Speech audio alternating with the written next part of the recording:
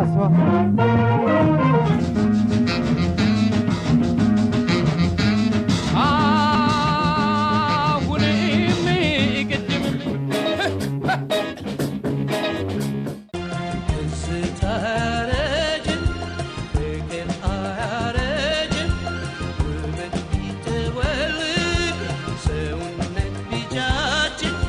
ሰላምና ጤና ሁሉ ለእናንተ ይሁን ይላል። ይህ ትዝታችን በኢቢኤስ ነው። ከመሃል አራዳ ከመሃል ፒያሳ ጄኔራል ደጎል አደባባይ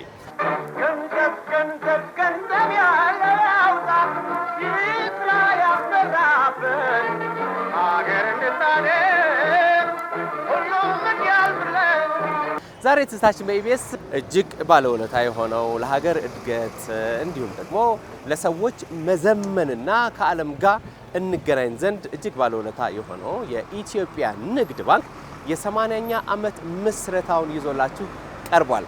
80 ዓመታት ወደ ኋላ መለስ ብለን የኢትዮጵያ ንግድ ባንክ ታሪክን ምን እንደሆነ ስንቃኝ በቀጥታ ወደ በስተጀርባችን ወዳለው ህንፃ እናመራለን። በዚህ ህንፃ ላይ ነው እንግዲህ የኢትዮጵያ ንግድ ባንክ ስራውን እየጀመረው። እንግዲህ በዚህ እጅግ ታሪካዊ በሆነው የመጀመሪያ ቢሮ ታሪኩን እንጀምርና እድገቱ ምን ይመስላል፣ በመካከልስ ምን አይነት ቦታዎች ነበሩት የሚለውንና አሁን ዛሬ የደረሰበትን የእድገት ደረጃ አዲሱን ህንፃ ጨምረን ታሪኩን ወደ እናንተ የምናቀርብ ይሆናል ማለት ነው። ትዝታችን በኢቢኤስ ከኢትዮጵያ ንግድ ባንክ የ80 ዓመት ትዝታዎች ጋር አብራችሁን ቆዩ።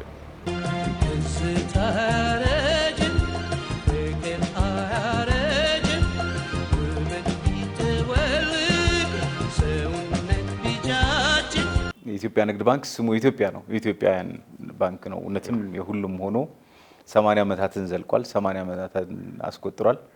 በ80 ዓመቱ ደግሞ ሲያከብር ደግሞ ትልቅ የአፍሪካ ግዙፍ ሰማይ ጠቀስ ህንፃን ማማን አስገንብተን አብረን በዚያው አካባቢ ያስመረቅን ነው።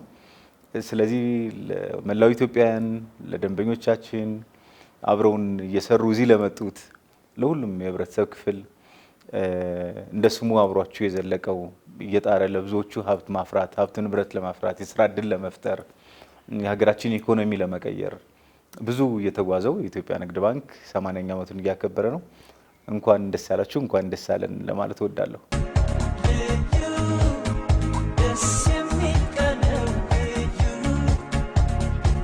ንግድ ባንክ በብዙ ነገር የሚታወቀው ያው የተመሰረተው በ1935 ዓመተ ምህረት በኢትዮጵያ ነው። በፈረንጆቹ 1942 እንደሚሉት ማለት ነው። ሲመሰረት በ1 ሚሊዮን የማሪያ ቴሬዛ ብር ካፒታል የተቋቋመ በ43 ሰራተኞች በሁለት ቅርንጫፎች እንዲሁም በኪራይ ህንፃ ውስጥ ነው ስራ የጀመረው። ሌላ የኢትዮጵያ ንግድ ባንክ ውስጥ የሚሰሩ ሰዎች ለብዙ ተቋማት መመስረት ምክንያቶች ነበሩ።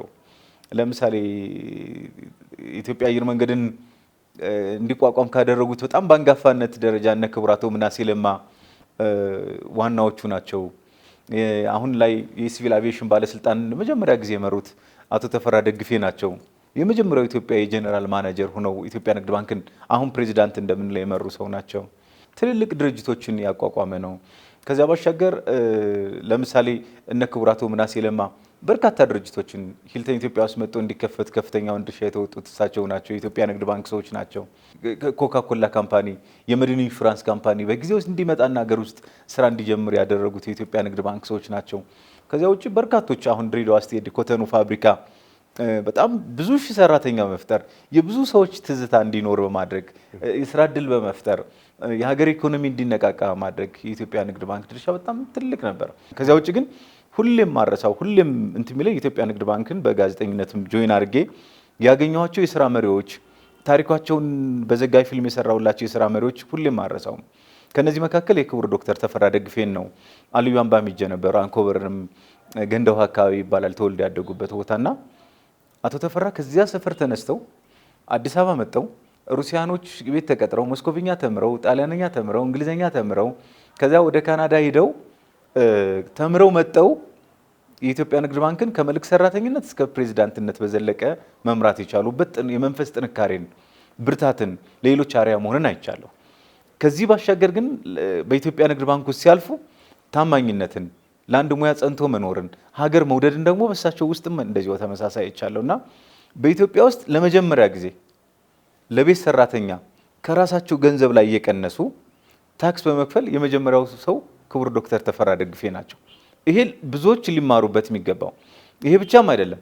በኢትዮጵያ ውስጥ የማታ የከፍተኛ ትምህርት ተቋማት ትምህርት አልነበረም። ለመጀመሪያ ጊዜ ንጉሱን አግባብተው አነጋግረው በኤክስቴንሽን ፕሮግራም የዲግሪ የዲፕሎማ ፕሮግራም ቀን ባንክ ሰራተኞች እየሰሩ ማታ ራሳቸውን ማሻሻል መቻል አለባቸው ብለው አሳምነው በከፍተኛ ትምህርት ተቋም ደረጃ በማታው መርሃ ግብር ትምህርት እንዲጀመር አሁን የሚያደርጉት ክቡር ዶክተር ተፈራ ደግፌ ናቸው።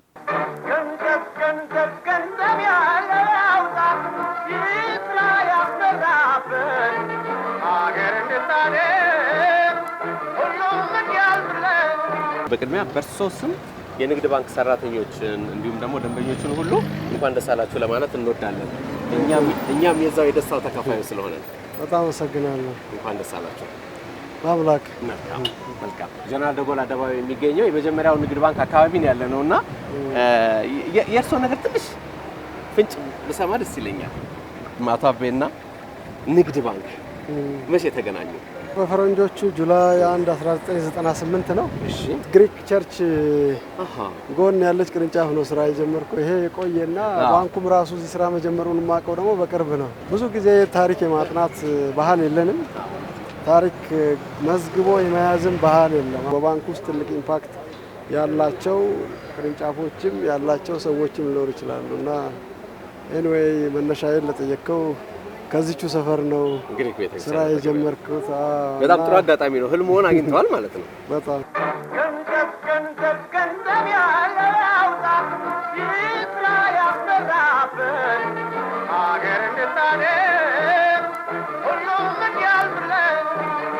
እንግዲህ አሁን የኢትዮጵያ ንግድ ባንክ የመጀመሪያ ስራውን የጀመረበት ህንፃ አጠገብ ነው ያለነው።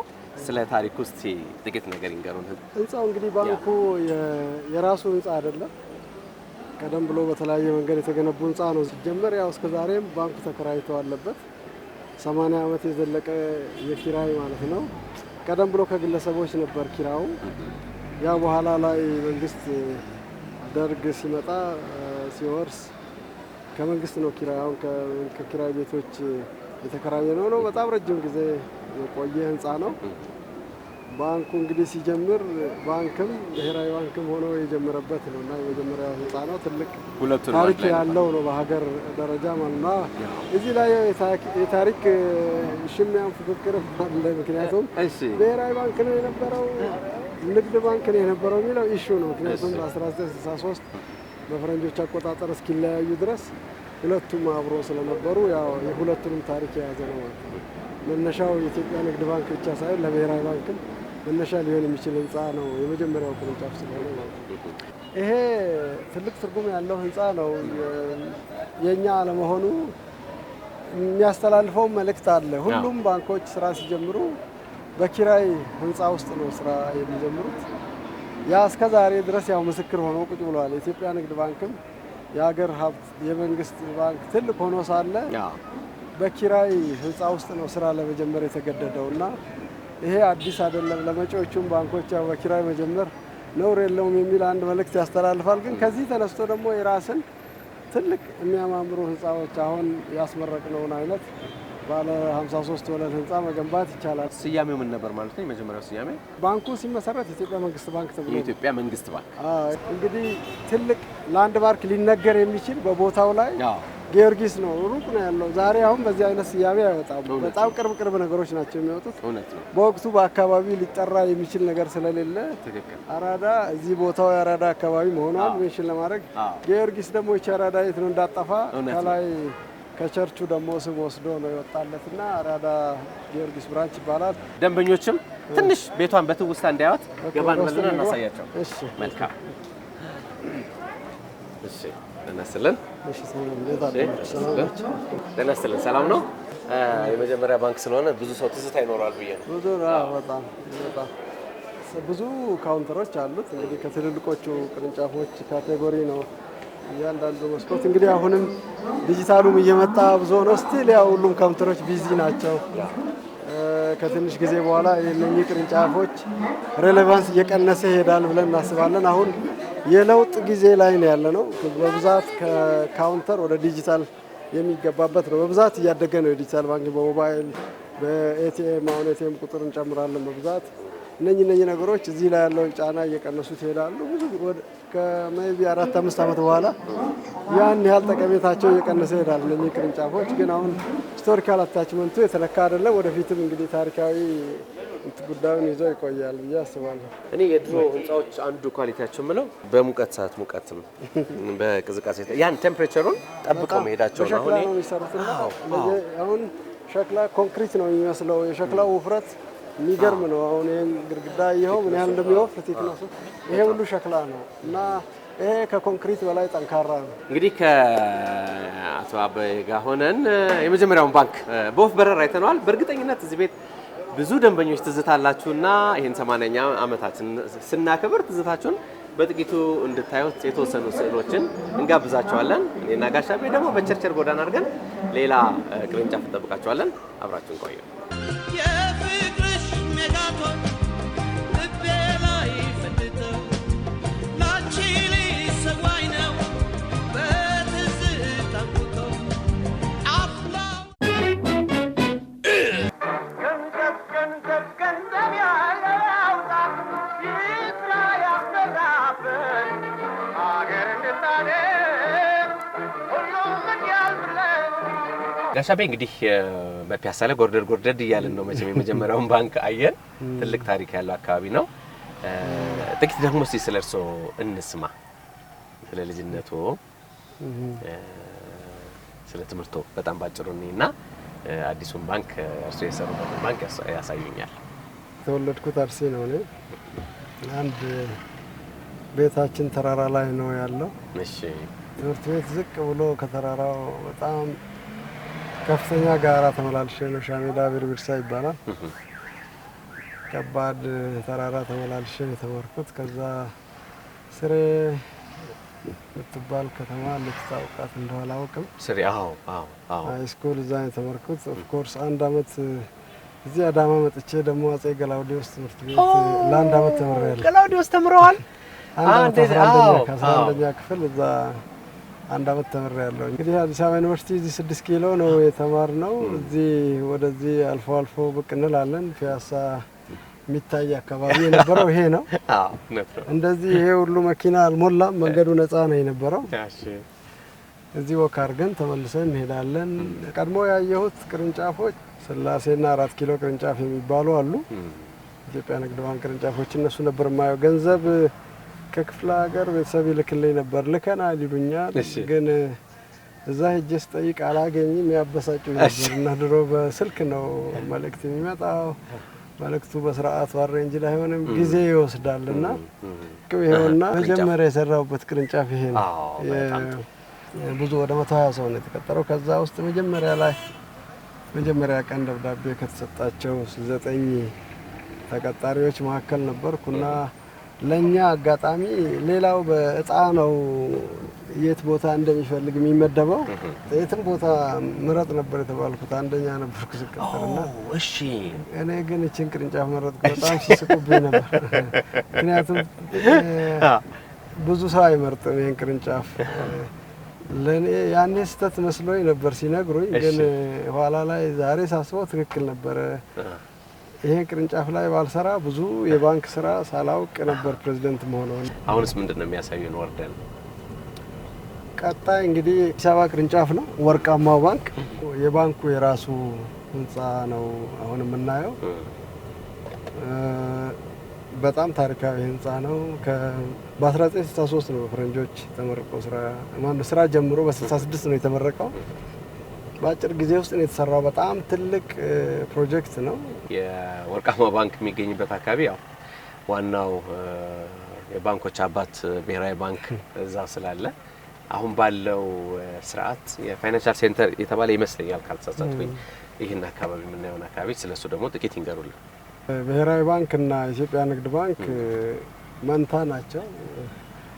ተጣብቀው የተወለዱ መንታዎች ነው የነበሩት። አጋጣሚ እንግዲህ ፕሮፌሽናል ሰርጅኖች የተፈጠሩት ከተመስርቶ ከቆየ በኋላ ነው። ከ20 አመት በኋላ ተለያይተዋል እና የተለያዩ ሆነዋል።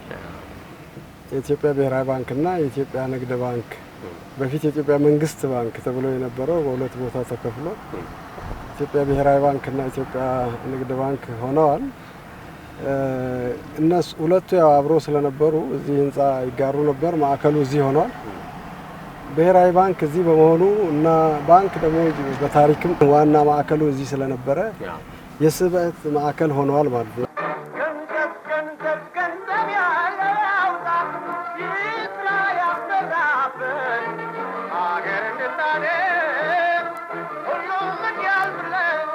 ጋሻቤ እንግዲህ ወደ ወርቃማ ባንክ ጋር ደርሰናል። የራስ ትዝታ ይኖር ይሆን? እዚህ ከአመቱ ሰልጣኞች ውስጥ 8 ነበርን የተመረጥነው ከ120 ልጆች።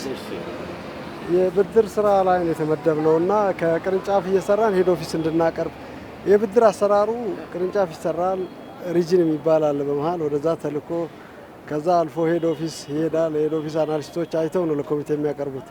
የእኛን ኬዝ በፓይለት ቅርንጫፍ ላይ ሰርተን በቀጥታ ኮሚቴ ጋር እንድናቀርብ ተደርጎ ነበር። እዛ ውስጥ ነበርኩና ለዛ ፓይለት እዚህ አዲስ አበባ ብራንች እዚህ ያሉትን ኬዝ እየሰራው ሄድ ኦፊስ ቦርድም ድረስ እንዳቀርብ የተደረገበት ወርደን ልናይ እንችላለን። እዛ አካባቢ አሁን ለሌላ ዓላማ ውለዋል ተቀይሮ። መልካም መልካም መልካም።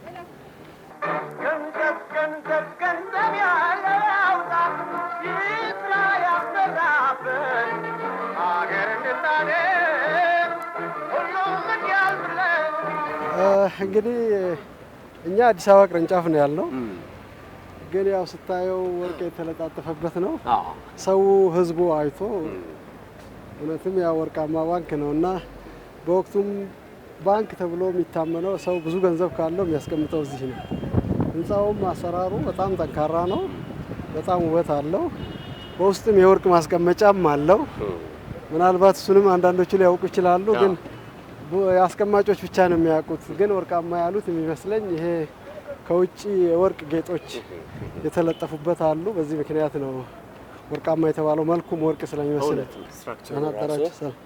በጣም ለየት ያለ ህንፃ ነው። ዛሬም ቢሆን እንደሱ የሚያምረኝ ህንፃ የለም። እውነትም እውነትም። እኔ የሚሰማኝ የእረፍት ስሜት አሁን ልክ እዚህ ባንኩ ስገባ የሆነ የሚያረጋጋ የእረፍት ስሜት አለው። አሁን ይሄ በዚህና በዚህ መውረጃ አለው።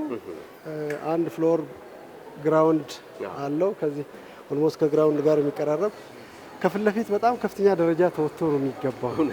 ይሄም ትርጉም አለው እና ግሮውዝን የሚያሳይ ነው።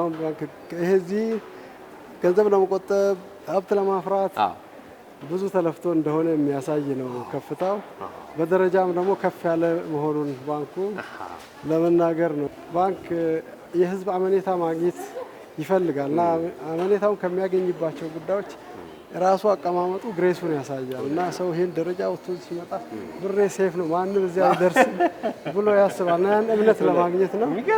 ከታች አንደርግራውንድም አለው። አንደርግራውንዱ ይሄ ሁሉ ሰፊ ኤሪያ የብር ማስቀመጫ የሀገር ቮልት ነው እዚህ ስር ያለው።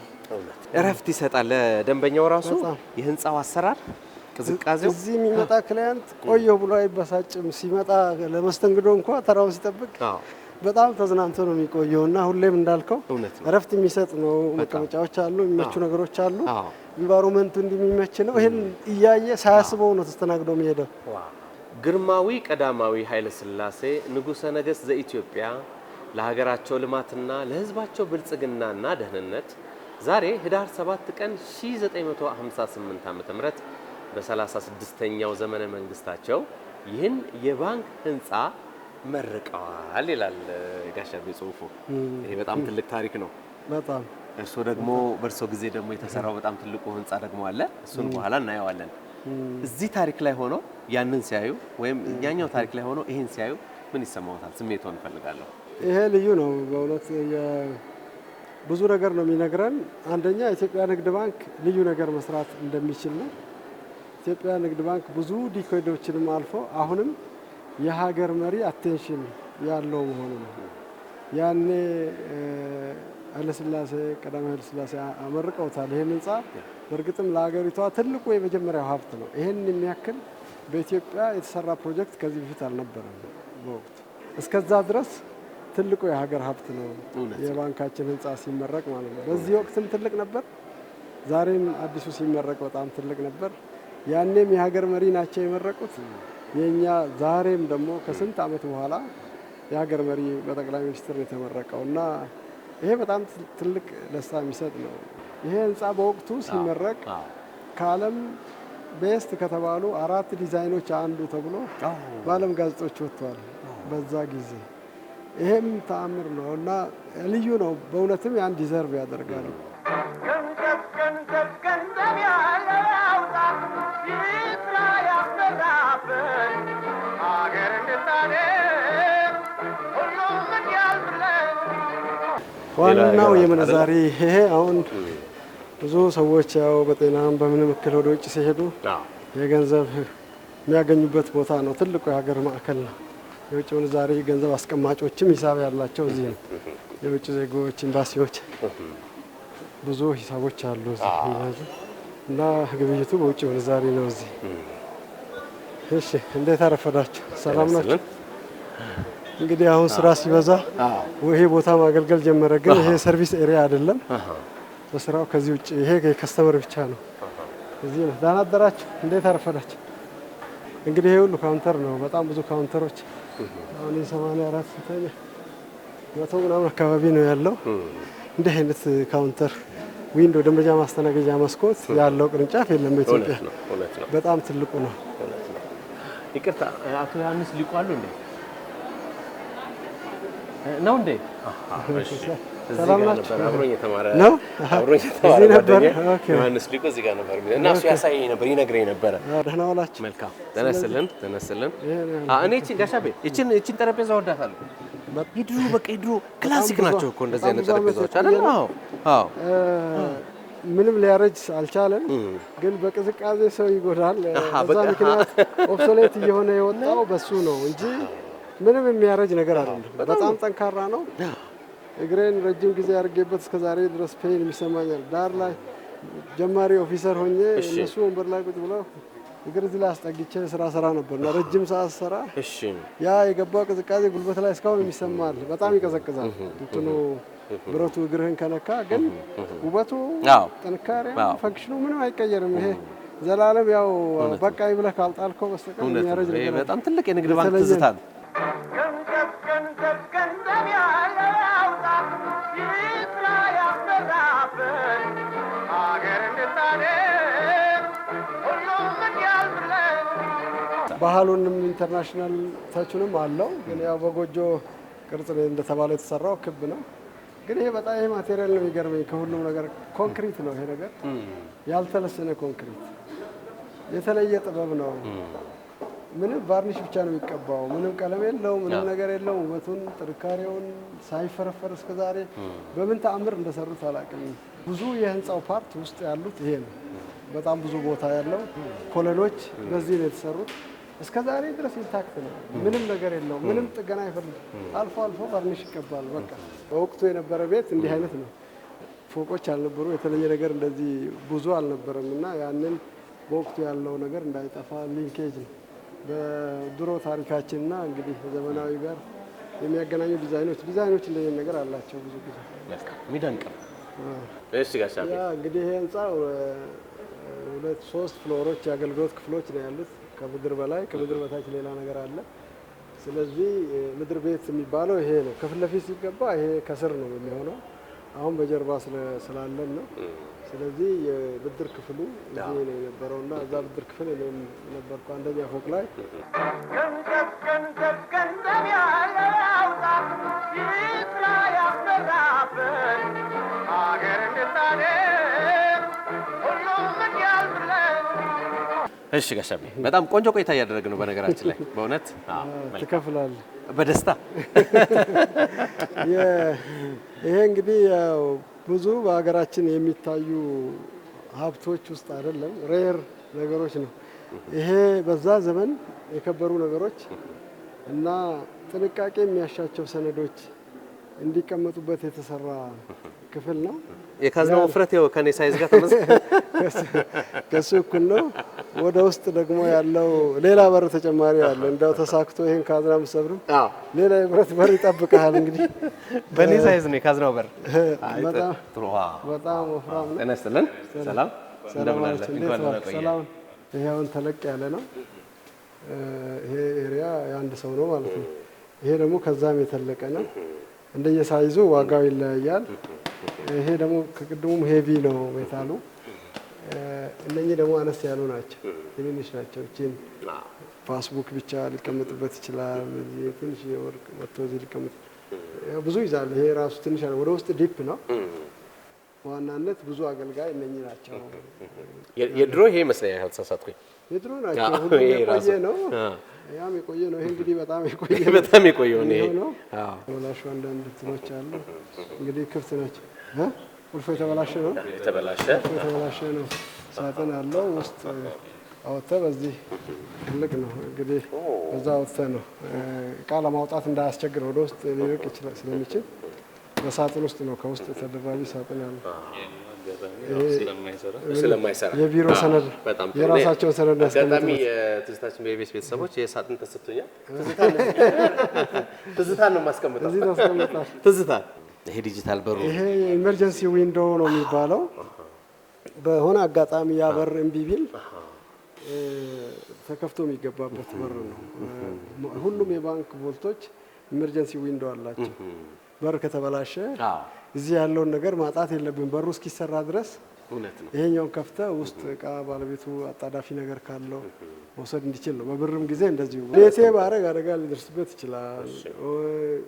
በጣም ፕሪሺየስ ነው ነገር ማጣት የለም።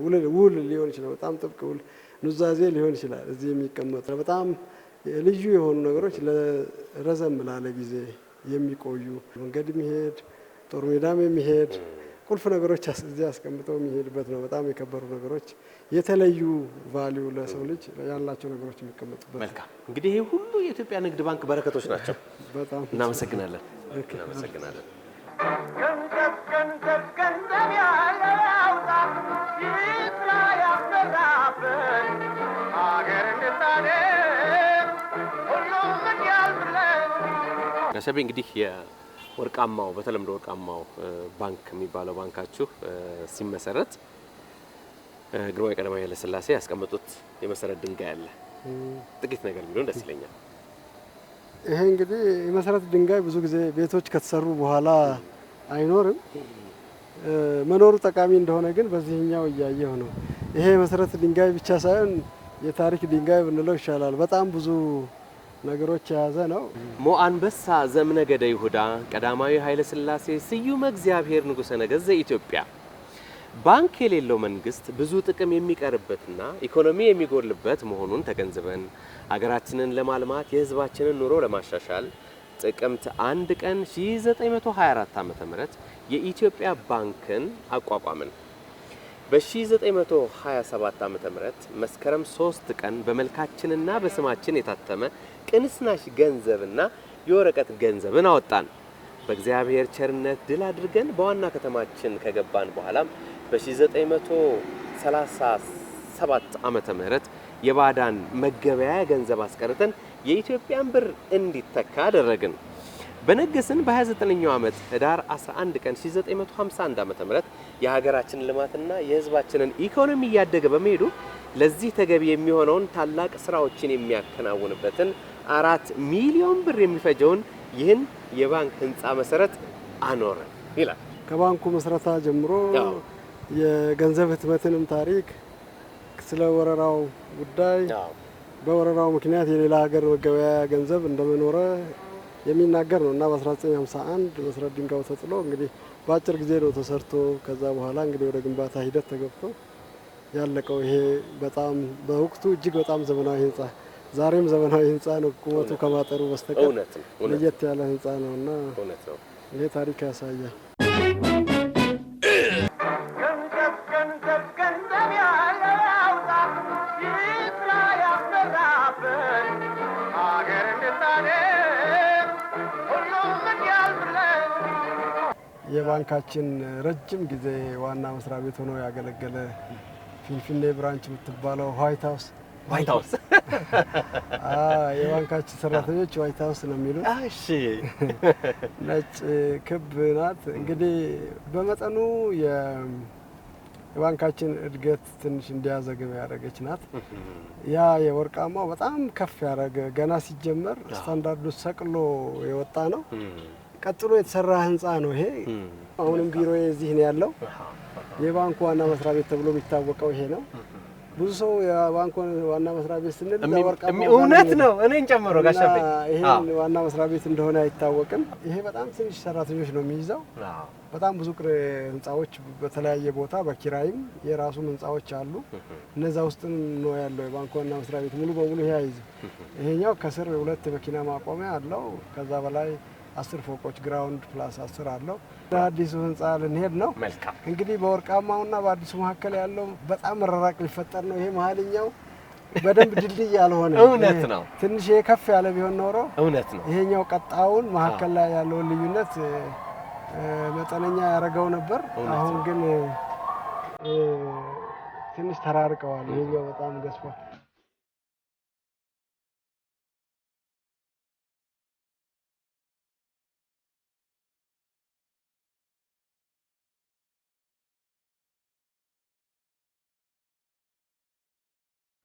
በከሚዲያ ያኔ እንዳያችሁት በጣም ግዙፍ ህንፃ ነው። በቁመትም እንደዚሁ ከሁሉ በላይ ደግሞ በቮሊዩም አንድ ህንፃ አይደለም 3 ህንፃዎች ናቸው ተያይዘው ያሉት። ሰው የሚያየው እንግዲህ ከምድር በላይ ያለውን ነው። ከምድር በላይ በግቢ ውስጥ የያዘው ስፔስ እንደዚሁ የምታዩት አነስ ያለ ነው። እርግጥ ከግቢው ስፋት አንጻር ይሄ ሁሉ ግቢ እኛም የቆምንበት ጨምሮ ከስር 4 ፎቅ ምድር ቤት አለ። አራት ወደ ታች ከድንበር በህግ መራቅ ያለበትን ያህል ብቻ ነው የተራቀው። ዙሪያውን ከ18000 ካሬ ሜትር መሬቱ ላይ 16500 ገደማ ቤት ነው ከዚህ ስሩ ማለት ነው። በዚህ ምክንያት ነው እዚህ ስራ አሁን ያለንበት ወደ 1500 መኪና ያቆም። ይህን የሚያክል ፓርኪንግ በህንፃ ስራ አይደለም በውጪም የተዘጋጀ በኢትዮጵያ የለም። በኋላ እንግዲህ መኪና ከዚህ ሲወጣ ትራፊኩ እንዴት ማኔጅ ይደረጋል የሚለው እያስጨነቀን ያለ ነው። በጣም ብዙ መኪና ስለሆነ ከዛ በላይ እንግዲህ በጣም ረጅሙ ታወር ነው። ግራውንዱ 48 ፎቅ ከታች 4 በድምር 53 ወለል የሚባለው ይሄ ነው። ጎን ያሉት 2 ትልልቅ ህንፃዎች አሉ። ዳር ላይ ይሄ የምታዩት ወደ መንገዱ ወደ ህዝቡ በጣም የተጠጋው ሞል ነው። ከላይ ታች በጣም ብዙ ፎቆች ብዙ የንግድ ሱቆች ያሉት ነው። 7ኛ ፎቅ ላይ የሲኒማ ማዕከል አለው። በጣም ዘመናዊ የሲኒማ ማዕከል ነው ያለው። ከዛ በታች ያሉት የህፃናት መጫወቻ ፍሎር አለው። የፉድ ኮርት አለው። የተለያዩ ኢንተርናሽናል ስታንዳርድ ካፌዎች አሉ፣ ሬስቶራንቶች ማለት ነው። ጥሎ ያለው ይሄ ኮንቬንሽን ሴንተር የስብሰባ ማዕከል ነው። ከስር ግራውንድ ፍሎሩ የባንኩ ቅርንጫፍ ነው። 1ኛ ፎቅ ከዛ ከባንኩ ቅርንጫፍ ጋር አንድ ላይ ነው። ከዛ 2ኛ ፎቅ የሰራተኛ መመገቢያ ነው። ሬስቶራንት ትልቁ ሬስቶራንት ነው ያለው። ይሄኛው ህንጻ ማለት ነው። ይሄኛው ህንጻ መሀል ላይ ያለው ህንጻ በድልድይ ተገናኝተዋል ሶስቱም። ኦኬ ብሪጅ ይታያል። ብሪጅ ነው። ከዛ በላይ ያሉ በሙሉ የመሰብሰቢያ ቦታዎች ናቸው። 300 ሰው የሚይዙ 200 ሰው የሚይዙ አነስተኛ 7 በድምሩ መሰብሰቢያ አዳራሾች አሉ። 2000 ሰው የሚይዝ ትልቅ የስብሰባ አዳራሽ ባለፈው የምርቃት ስነ ስርዓቱ ያከናወኑበት እጅግ በጣም ዘመናዊ የስብሰባ ማዕከል አለ። በድልድይ ከዚህ በድልድይ ተገናኝተዋል። ያኛው በድልድይ 3ቱም በድልድይ ተገናኝተዋል። ወደ ላይ ግን እነኛ አጫጭር ይመስላሉ ከውጭ ስታይ እነሱ እና ከዚህ ባንጻራዊ ከዚህ ያጠገባቸው ስለቆመ ነው። ግን አንዱ 8 ፎቅ አንዱ 7 ፎቅ ናቸው እነሱ ራሳቸው አጫጭር የሚመስሉት።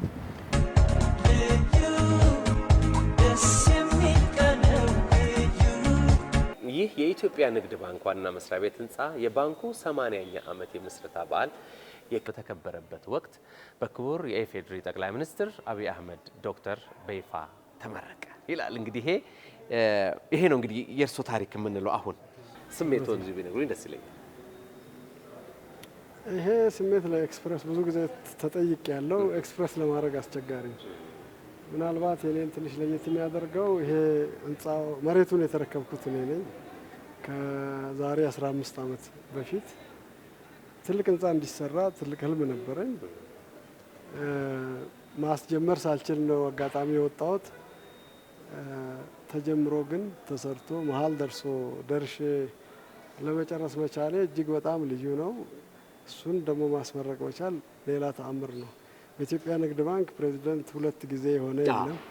ደግሜ 2 ነው የተመለስኩትና 2 መመለሴ እሱን ተአምር ያደርገዋል። ይህን ህንፃ ደግሞ እንዲጀመር ሀሳቡን ቀርጬ መልሼ ለመጨረስ እድል ማግኘቴም ሌላ ተአምር ነው እና ይሄን ደስታ የሚለው ቃል ብቻ አይገልጸውም።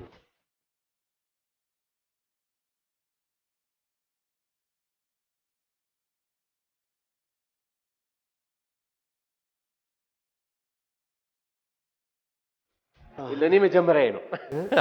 48 ፎቅ የትም ወጥቼ አላውቅም። ክብረ ወሰኔን የሰበርኩት እድሜ ለኢትዮጵያ ንግድ ባንክ የከፍታ ክብረ ወሰኔን ሰብሮልኛል። ይሄ በጣም ደስ ይላል። ይሄ ወለል የተሰጠው ሙሉ በሙሉ ለህዝብ ነው። የኢትዮጵያ ንግድ ባንክ በራሱ የሚጠቀምበት ነገር የለውም። ለጎብኚዎች ነው።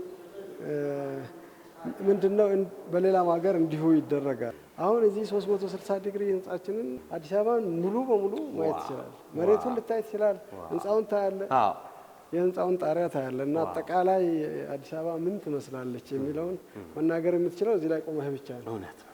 ወይ በሄሊኮፕተር ዞረህ ካላየህ በስተቀር እውነት ነው። ከተማዋን መልኳን አታይም እና ይሄን ማየት እንዲቻል ህዝቡ እንዲጎበኝ ነው።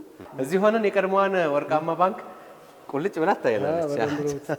አሁን ወርቃማዋ ባንክ አናቱን እያየን ነው።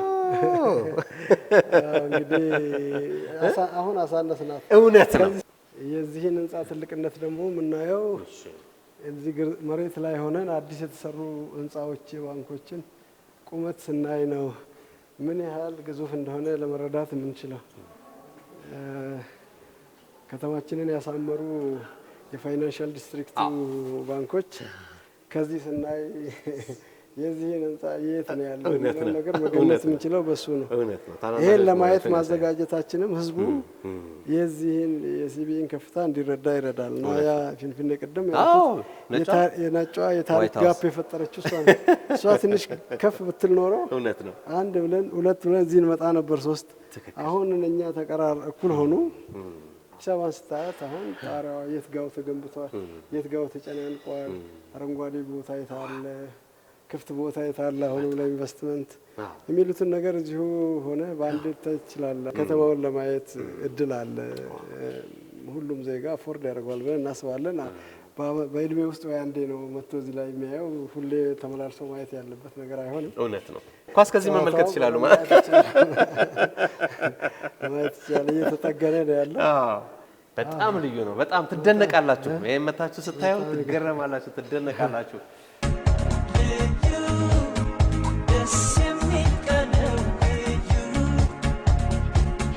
ይሄ ሬስቶራንት ነው እንግዲህ ጉብኝቱን እዛ 48 ላይ የጨረሰ ሰው እዚህ ወረድ ብሎ ያርፋል።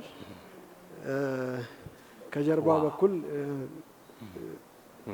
ከጀርባ ሳይዱ የኪችን ነው። በጣም ዘመናዊ ኪችን ነው። በኪችኖቹ እቃዎች ከስፔን ነው የመጡት። ልዩ ናቸው። ምናልባት 5 ስታር ሆቴሎች እንኳን የላቸውም እንደዚህ አይነት እቃዎች። በጣም ዘመናዊ እቃዎች የገቡላቸው ናቸው እና እዚህም ለዚህ ሬስቶራንት እንደዚሁ በጣም ዘመናዊ እቃዎች ናቸው።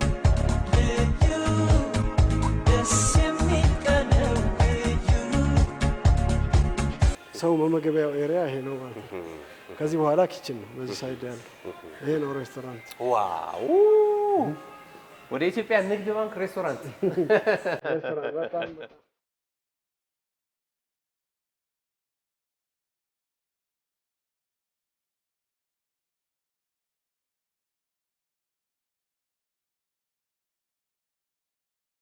ኢትዮጵያ ንግድ ባንክን እንግዲህ ከምስረታው ጊዜ ጀምረን 80 ዓመታትን በምናብ ወደ ኋላ ሄደን እዚህ ደርሰናል።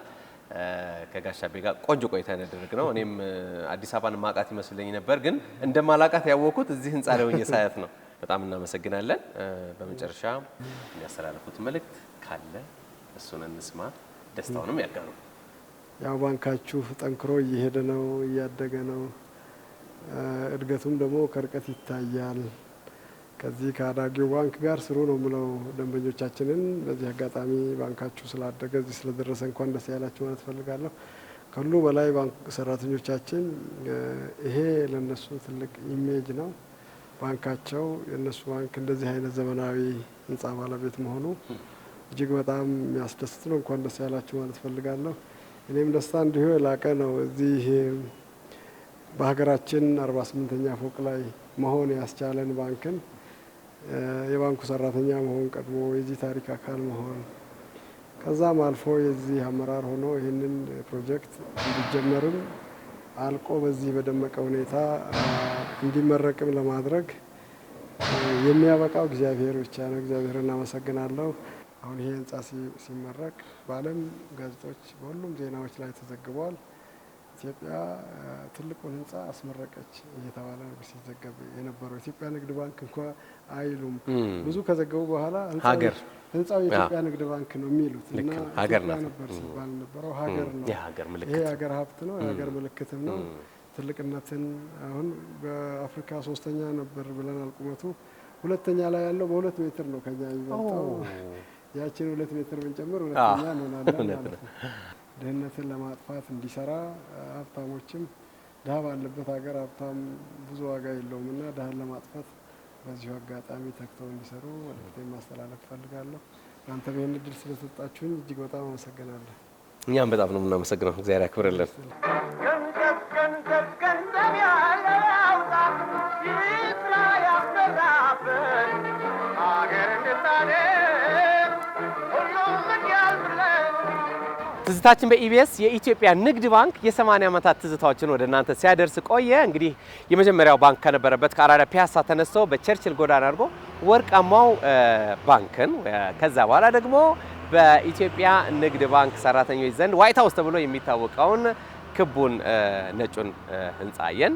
ማሳረጊያችን ይህ አዲሱ ህንጻ ነው የሚሆነው። እንግዲህ ይህ አዲሱ ህንጻ ከኢትዮጵያ ንግድ ባንክነት ወይም ዋና መስሪያ ቤትነት ባሻገር የኢትዮጵያ ምልክት የኢትዮጵያ ትዕምርት ሆኗል ማለት ነው። እዚህ ስትመጡ የኢትዮጵያ ንግድ ባንክ አገልግሎቶችን ብቻ ሳይሆን የሲኒማ ቤት እንዲሁም ደግሞ የተለያዩ ተዝናኖትን የምታገኙበት ስፍራም አለ።